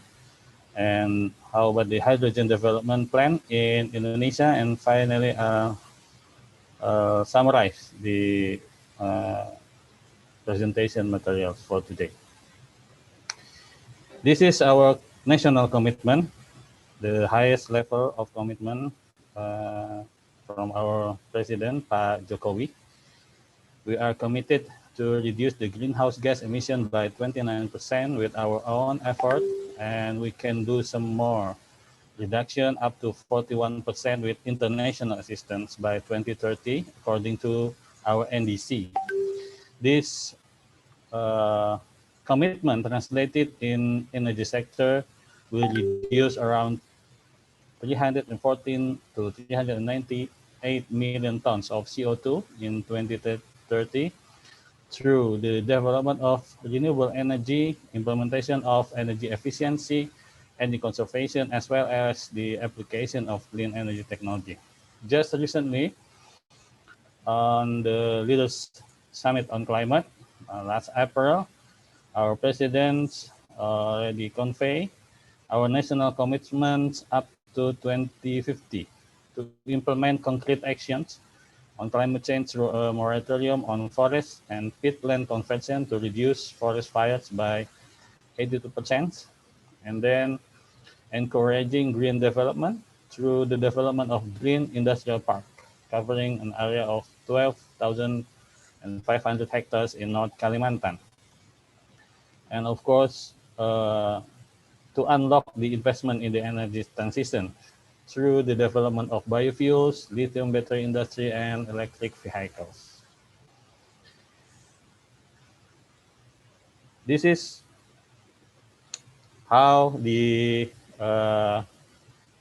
energy transition would take place. We are moving from the fossil fuel base, and we will introduce more renewable energy to provide the 4A principle: availability, accessibility, affordability, sustainability, and competitiveness, so that we will combine the existing current fossil fuel with clean technology, whether with CCP or CCUS and net sink, and of course the green energy, such as the new and renewable energy. We will accelerate the implementation through the primary energy substitution using biofuels, co-firing in coal power plant, and RDF and SRF in various industries, such as cement industries. And then we will convert the fossil energy.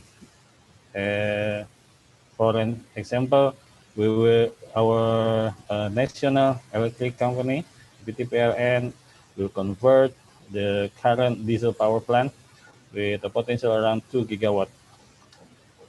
And of course, the additional capacity would be coming from the NRE power plant with focus on solar PV, the one that having the price reduction, a very significant price reduction in the last few years, and will be projected likewise in the coming years. And it offers the easiness to install. It will take only limited time to implement it into the operation, commercial operation date. And then we are also moving on the electric vehicle, and we have the battery will be the key on this energy transition, and we're looking at hydrogen in the future, and also to provide more penetration from various renewable energy, which is variable. We will also introduce the smart energy, smart grid, and energy conservation in the country. This is all in the sake for our energy independence, and then energy security, sustainable development, and of course, low carbon and climate resilience. This slide we are repeatedly showed you in various occasions. This is our grand strategy energy, visioning to create national energy resilience and independence. Our challenges is how to meet the energy demand while the energy supply capacity is limited. We are mostly depending on crude and gasoline import. LPG is also imported. And coal exports is currently were depressed. The gas and electricity infrastructure is not yet integrated. So we have to increase the production by 1 million barrel oil per day, and specifically for new and renewable energy, we will accelerate the use of renewable energy power plant. It's focusing on solar power plant and optimize the biofuel production coming from biodiesel or biohydrocarbons. And to support the energy transition as well, we will increase the use of electric vehicle. And then if you can see number 9 and 11, we will develop the GMA, methanol, fertilizer, and syngas production. This is also to support the use of more alternative energy. Electricity transmission and distribution, smart grid of grid power plant and build small-scale nuclear power plants is also in our solution. So this is the projection of an addition around 38 gigawatt of new and renewable energy installed capacity by 2035. This is stated megawatt, but it is wrong. The right one is 38 gigawatt, while solar energy is prioritized due to its relatively low cost and short installation duration. These NRE acceleration efforts, I already mentioned the 4 points, but let me put an emphasis on the implementation of the presidential regulation regarding the price of NRE is expected to come soon. And we are also currently revising the ministerial regulation regarding the rooftop solar PV implementation. Hydrogen development in our notes is still on the research stage. As our previous speaker mentioned, there are long story on this development. From 27 up to now, we have some discussion. The latest one is the possibility of the cooperation between Alstom and PJCI for the development of hydrogen fuel trains. And we have some H21 project cooperation with BPPT as already mentioned by previous speakers. This is one of the case of pilot project fuel cell power plant in cooperation with KOICA in Jakarta, 300 kilowatt, but unfortunately the project was terminated due to several issues, such as electricity selling price, technical aspects, as well as financial issue. What about the hydrogen in our RUEN? As far as we identified, there are some related line ministries that are having roles on this co-liquefaction hydrogen. But if I'm not mistaken, the Ministry of Research and Technology are responsible to develop the technology for the production and use of synthetic fuels and hydrogen for transportation. And then the Ministry of Transportation also have to develop the regulations for hydrogen fuel cards for public transport and private vehicles. And last but not least, Ministry of Industry, as shown by the roadmaps from previous speaker, they will build the hydrogen fuel motor vehicle industry. This hydrogen technology, I will skip because it's already covered by previous speakers. This one as well. And this is the price. It's already covered by Bu Enia as well. And this one is a production cost of the desalination water for using the electrolyzer is less than 0.01 US dollar per kilogram of hydrogen, which came from the arena. I will skip this one. So this slide will show you what is the view of the government currently on the hydrogen. We consider the hydrogen as a key for our future energy systems. And yes, this hydrogen development in Indonesia is currently in the research stage, and does not yet exist on a commercial scale. But then again, as my Director General mentioned on previous event on the Antasena, that hydrogen will be the key, one of the key of the successful energy transition in Indonesia. But up to now, we are still see that these are going to be implemented beyond 2035, along with other new technologies such as nuclear, and then ocean current and CCUS or CCS. 1 minute left, Pak Tony. Yes, thank you for notifying, Pak Andi. This is some pilot project by PGE. It's already covered by Bu Enia. I will skip this one. It's already mentioned by Matthew very comprehensively, so I will skip this one. I come to conclusion.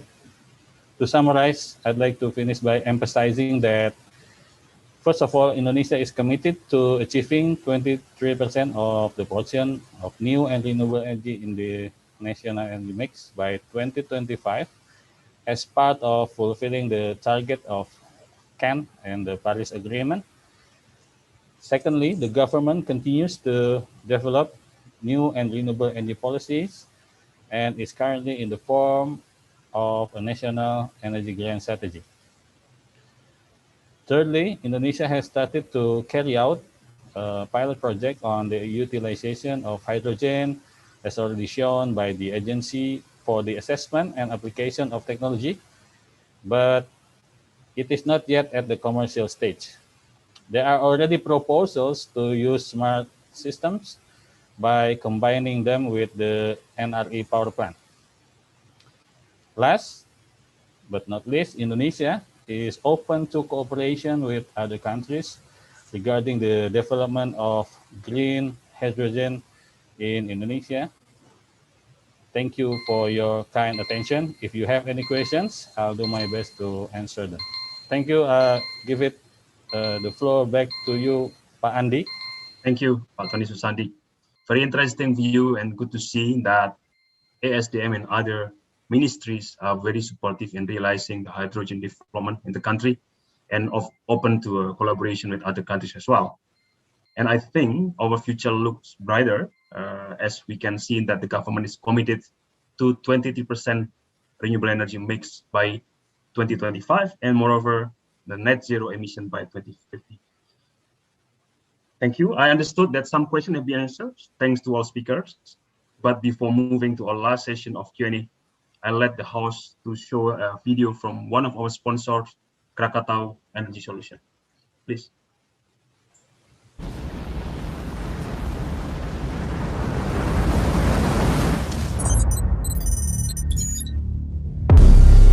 Krakatau Daya Listrik. Kami memiliki 3 bisnis utama berupa suplai listrik untuk kawasan industri Krakatau, jasa kelistrikan, dan penyaluran gas alam. Selama lebih dari 30 tahun, kami mengembangkan dan mengoperasikan pembangkit listrik PLTU dengan kapasitas 400 MW dan PLTGU 120 MW. Kami memiliki tenaga berpengalaman tersertifikasi, perlengkapan dengan teknologi terkini, sertifikat kepatuhan, sistem manajemen mutu, standar sambungan listrik yang menggunakan sistem ring, jaringan transmisi dan distribusi yang menjangkau hampir seluruh kawasan industri Krakatau. Fasilitas laboratorium yang didukung dengan personil dan peralatan lengkap serta tersertifikasi untuk menunjang proses operation and maintenance pembangkit dan jaringan listrik. Jaringan 150 kV, 20 kV, tegangan rendah, serta upaya menjaga keandalan melalui interkoneksi dengan PLN melalui jaringan 150 kV. Sistem SCADA untuk monitoring jaringan secara real time. Akurasi pencatatan pemakaian listrik maupun gas.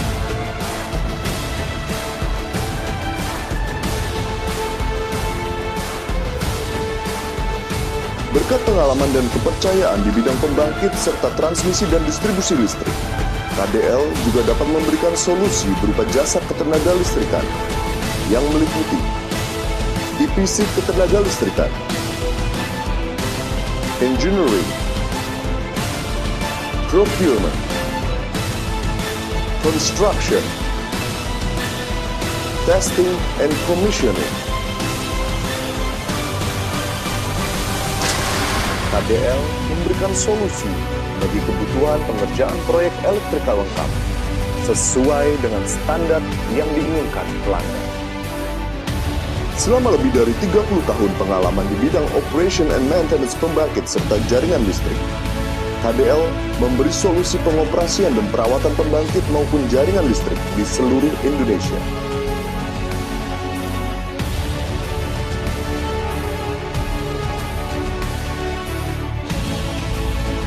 Dengan didukung peralatan lengkap berteknologi tinggi, serta tenaga kerja bersertifikasi nasional, KDL siap menjaga keandalan pembangkit dan jaringan listrik milik konsumen.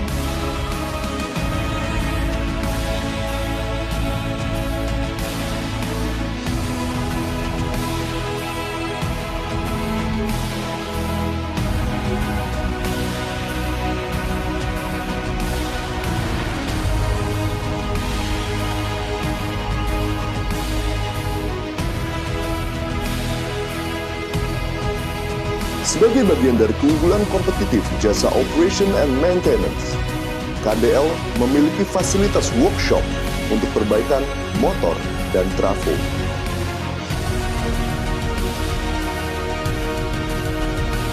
Didukung dengan peralatan dan personil kompeten serta berpengalaman di bidang perbaikan yang cukup panjang,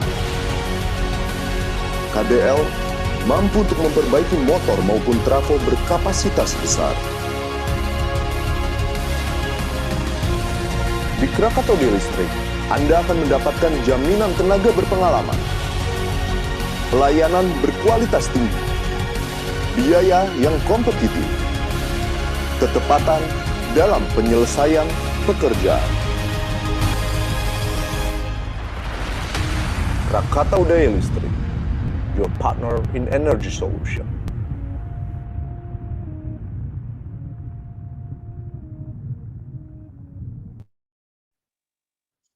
Excellent. Well, it is 5 minutes to 4 p.m. Jakarta time right now. I can see there are many questions, and most of them have been answered. But let me pick a couple of questions. I think the first one, let me start with Matthew. Matthew, there are 2 questions to you. And the first one is regarding economy of scale. We would like to understand the minimum size of your project to be profitable considering the PPP in Indonesia. And the second question is about comparison between hydrogen storage and other storage. Please. Okay, so thank you for the questions. About the economy of scale, first, we have 2 parameters to look at as a project developer and investors. The first one is the commercial scale. We need projects big enough to attract equity investors, lenders, to optimize the cost of due diligences and the cost of development. So that's why we try to focus on projects which are at least at $35 million of capex, of investment. But we have a large flexibility in the system. Technically, the main constraints is to deliver 1 megawatt of power from the fuel cell. From them, it can be any type of sizing. So we try to find a balance with the, let's say, the commercial expectation. And larger, the bigger the project is, better it is for the price. Regarding the technology and the difference with batteries, I think it was the question. We believe that there are more synergies between batteries and hydrogen than competition. They don't deliver the same type of power. So the hydrogen will do what the batteries cannot do, and vice versa. As an example, the batteries can have very fast answers, but on the short time. And that's why most of the projects globally which are using batteries are used to do some short grid services to limit the impact of the intermittency to the grid. But the batteries cannot deliver power during more than 4 hours. So it would be very difficult or even impossible to deliver a firm and stable power through batteries only. The hydrogen would be necessary to deliver the electricity for the whole night. It can be several days, even weeks. As long as the hydrogen is there, the fuel cell can deliver megawatt hour to the grid. Thank you, Matthew. I hope it's clear for everyone here. And then I'll move to Professor Enia. I think it's still linked to the cost of hydrogen. Ada pertanyaan, salah satunya adalah berapa biaya capex yang dibutuhkan untuk membuat proper electrolyzers cluster. Lalu pertanyaan kedua, kira-kira tantangan apa yang paling berat untuk menerapkan hydrogen di Indonesia? Silakan Profesor Enia. Mungkin saya jawab pakai bahasa Indonesia aja ya. Silakan. Continuing Mr. Matthew, I agree with Mr. Matthew. Tetapi ada satu hal yang perlu kita pahami, bagaimana economic scale-nya itu masuk.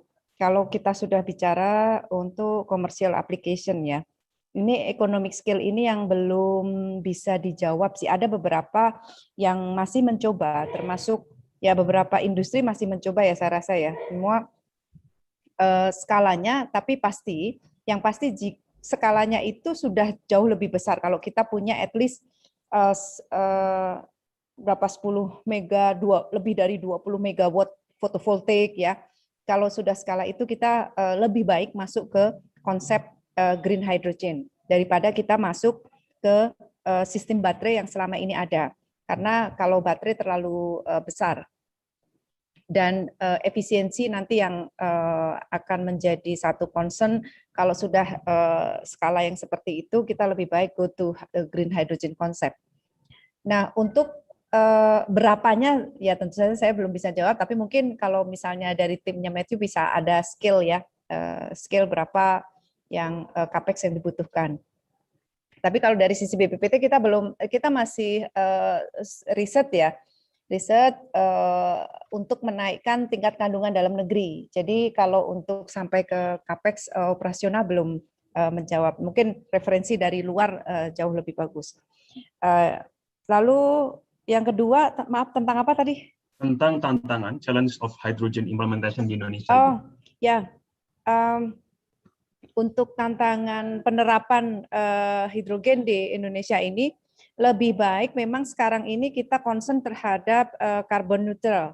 Jadi bagaimana kita mereduce karbon di sisi industri dengan memanfaatkan green hydrogen ataupun carbon capture lari ke blue hydrogen tadi ya. Nah, itu yang bisa pertama kali dilakukan.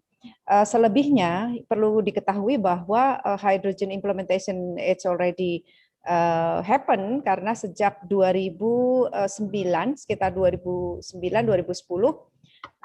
pemanfaatan fuel cell sebagai backup BTS (Base Transmission Station) itu sudah ada dan itu lebih dari 800 titik.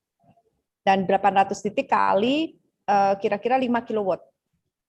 Jadi kan lumayan besar yang sudah diinstal fuel cell-nya di Indonesia dan mereka menggunakan hidrogen ataupun metanol. Nah, ini salah satu peluang bahwa kalau masuk ke bisnis, hidrogen tidak bisa langsung di-convert berapa kilowatt hour-nya, berapa rupiah kilowatt hour-nya.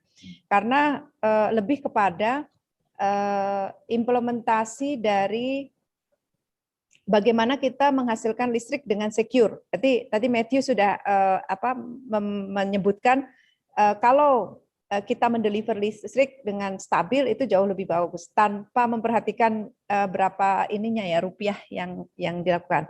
Nah, tapi kalau kita masuk ke industri telekomunikasi seperti strateginya salah satu industri yang memanfaatkan fuel cell di BTS itu tadi, orang-orang tidak memikirkan berapa rupiah karena lebih kepada delivery listrik yang tidak mati, stabil. Itu yang lebih diinginkan para pengguna telekomunikasi. Nah, ini sektor industri yang bisa masuk dengan harga berapapun.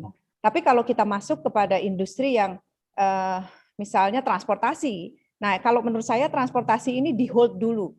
Jadi kita tidak perlu masuk ke ranah transportasi dulu untuk pemakaian hidrogen, karena pasti akan comparing to yang existing sekarang ada. Jadi upaya pemerintah itu biofuel dulu, lalu electric vehicle, baru mungkin nanti the next ke situ. Nah, Indonesia lebih baik masuk ke yang sistem stationary tadi, carbon neutral, carbon capture, green hydrogen untuk supply listrik di ini ya, di tempat-tempat itu.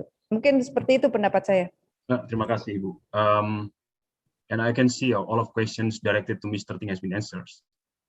Lalu kepada Pak Tony, mungkin ini ada satu pertanyaan yang bisa saya sampaikan terkait commercial viability.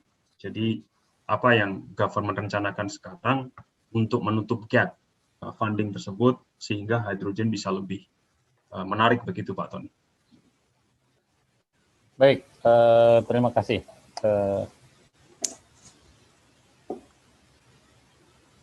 Mungkin yang lebih pas ini Kementerian Keuangan ya, tetapi saya coba share bahwa beberapa waktu yang lalu Bu Sri Mulyani sudah menyampaikan bahwa akan ada draft undang-undang baru terkait dengan perpajakan. Dan di situ dengan kita menempatkan salah satu poinnya adalah terkait dengan carbon tax, maka by putting a cost on a certain emission, this would be a way to bridge the cost gap between cleaner hydrogen energy and dirtier fuels currently in use. Tapi ini masih baru ini ya, kita belum lihat nanti di pembahasannya seperti apa untuk RUU ini. Tetapi setidaknya itu salah satu opsi adalah dengan carbon tax. Kemudian yang berikutnya adalah opsi lain mungkin yang terkait dengan dana lingkungan hidup.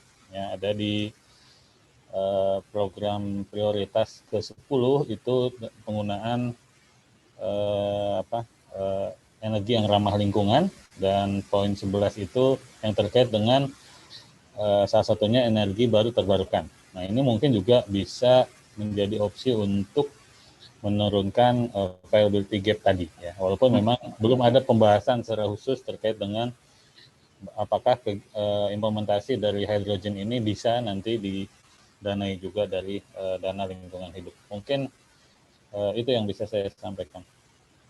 Baik, terima kasih. Saya akan ajukan satu pertanyaan lagi. For Matthew, I think there is additional question and I'll move to the audience because there is one audience actually raised the hand. Matthew, I think there is a question to you about what is the industry that absorbs this 600-ton gas hydrogen per year in CEOG? Can you please quickly mention about that? I'm not sure to understand the question. It's related to the CO2 savings for the project in Guyana? Or? Yes, I think so. Yeah, there is industry that absorbs 600-ton hydrogen gas in French Guiana, I guess. And what about industry is that? In French Guiana, the philosophy is to produce stable electricity from renewable energies, batteries, and mass hydrogen storage. So the hydrogen is produced from the PV plant and water, and an electrolyzer will produce the hydrogen. So there is no industry involved. The off-taker is the equivalent of PLN in France. This is HDF. All right, thank you, Mario. And one last question. I don't know this is going to be addressed to whom. Can please host promote Bapak Riza Givari, because I think he raised a hand to ask question. I'm trying to do it, but somehow it doesn't work. Mbak Nisma mungkin bisa dipromot agar bisa menyampaikan pertanyaan.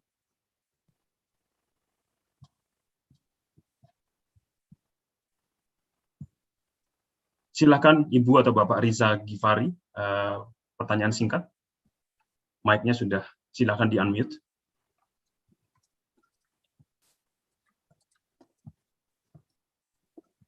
Alright, it's probably a mistake. Well, anyway, I would like to thank all speakers for a very, very interesting presentation. And I hope this will be beneficial for all of us. And before the photo session, I'd like to give the platform and time to Pak Ricky Andrian to have a closing speech. Silakan Pak Ricky. Okay, thank you, Pak Andi. Assalamualaikum warahmatullahi wabarakatuh. Good evening, best wishes to all of us. Ladies and gentlemen, we have followed the speaker's explanation regarding hydrogen in this first series. Yeah, hydrogen is a clean energy source for the future, mainly generated from renewable energy to become green hydrogen. Water is electrolyzed using electrical energy from renewable energy such as hydro, solar PV, wind turbine, or geothermal to produce hydrogen and oxygen. Hydrogen is used for cooking gas, mobility or transportation, power generation, and industrial power sectors.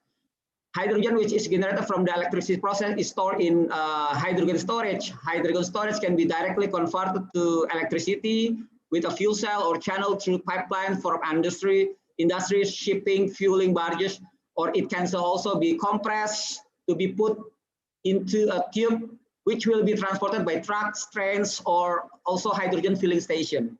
Is this hydrogen feasible to use in Indonesia? The lower renewable energy prices are like PV and wind turbines, but they are intermittent nature and produce hydrogen. Several studies have even stated that if the LCOE renewable energy is below 3 cents per kWh and the capacity factor plant is above 50%, this hydrogen is feasible. If you look at the trend of PV prices in the several countries that are already below 3 cents, then we must be sure that the hydrogen business will be increasingly feasible in Indonesia. The Netherlands has started to build a green hydrogen plant that comes from a wind turbine in Rotterdam, and Netherlands wants to be a green hydrogen trading center in Europe. Indonesia should also become a green hydrogen trading center in South Asia and also Asia by optimizing the potential renewable energy in Indonesia, which is converted to hydrogen, so that this will create a new hydrogen business and economy in Indonesia. To make this happen, several things that must be of a concern to us from the lesson learned in the Netherlands are that the electricity infrastructure must be robust. high reliability, and easy to interconnect to the grid. With so many renewable energy generators that will enter to the PLN grid, PLN can become a leader in converting electricity to hydrogen and will increase KWH cells. Moreover, the PLN network has spread throughout Indonesia. Then government support such as the national energy policy, government regulation, minister regulation, and the last is the synergy between industry and universities. The university has many experts who will act as a technical advisor. That's my closing remarks.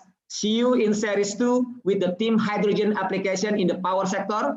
Wabillahi taufiq wal hidayah. Wassalamualaikum warahmatullahi wabarakatuh. Good evening. I return to Pak Andi or Ms. Syarika. Please go ahead, Pak Syarika. The floor is yours for the photo session. We're having photo session. Okay. So I guess we've come to the end of the event. I hope everyone has enjoyed. I'm not sure who's taking the picture. Is it Nisma? I think Mbak Nisma will take, but before that, I believe they will promote all of the participants into panelists. Silakan Mbak Nisma kalau mau mulai foto sessionnya. Ya. Atau Mbak Tamara. Sedang mencoba untuk memindahkan mereka semua. Okay, excellent. Just for all attendees, open your camera because we already promote you to be panelists.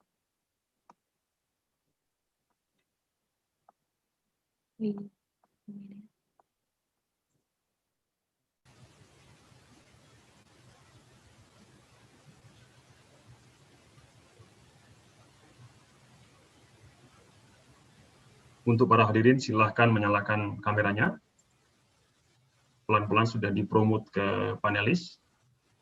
Kita akan mengambil foto bersama-sama untuk memberikan momen ini.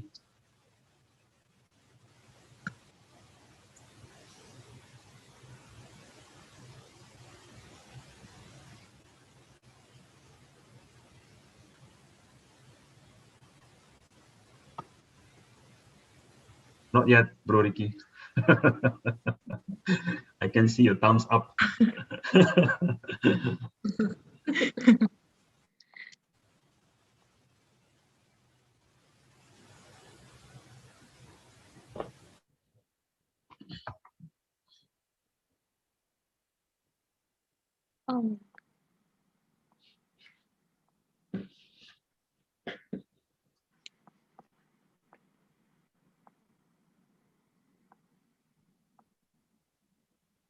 Untuk yang sudah menjadi panelis, boleh open kameranya.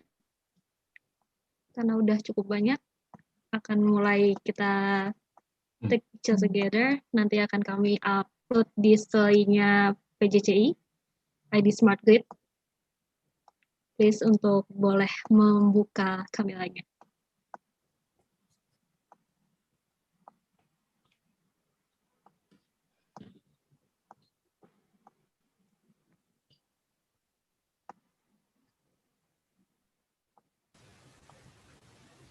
Baik, dimulai bertahap ya, karena ini udah ada 2.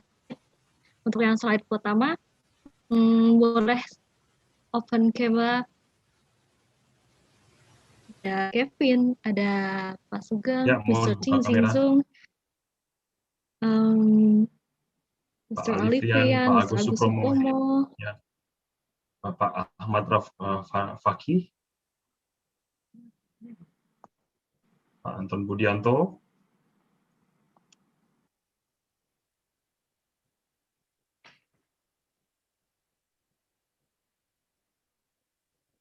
A alphabet. Yeah, I will count down 1, 2. No, I will not count down, but I will say 1, 2, 3. Again, give your best expression. If Indonesian usually speak bayam and with a form smile face. And I will say 1, 2, 3. Bayam. Bayam. Bayam. Okay. And then the next slide, B, C, D alphabet, please open your camera and say Bayam. 1, 2, 3. Bayam.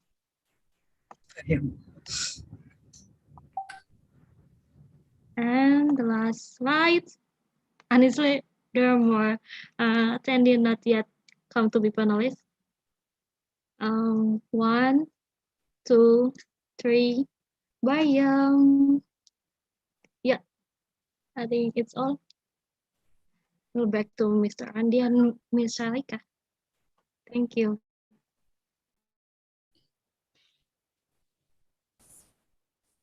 Baiklah, Pak Andi masih ada yang mau disampaikan atau bisa? Silakan ditutup, Mbak. It's good. Oke, baik. Selagi saya ingin mengucapkan terima kasih untuk semua hadirin yang sudah berpartisipasi di acara ini. Terutama kami mengucapkan terima kasih untuk para sponsor, Kayan Energi, LNG Nusantara, EDMI, Surya, dan Krakatau Energy Solution.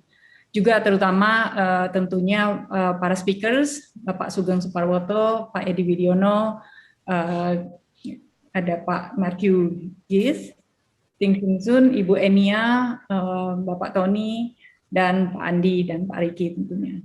Semoga kita menjaga kesehatan selalu dan sampai bertemu lagi di kesempatan yang berikutnya. Assalamualaikum warahmatullahi wabarakatuh. Salam sejahtera bagi kita semua. Salam. Terima kasih. Terima kasih. Thank you, Matthew. Thank you, Matthew. Pak Tony, Bu Enia. Thank you. Thank you.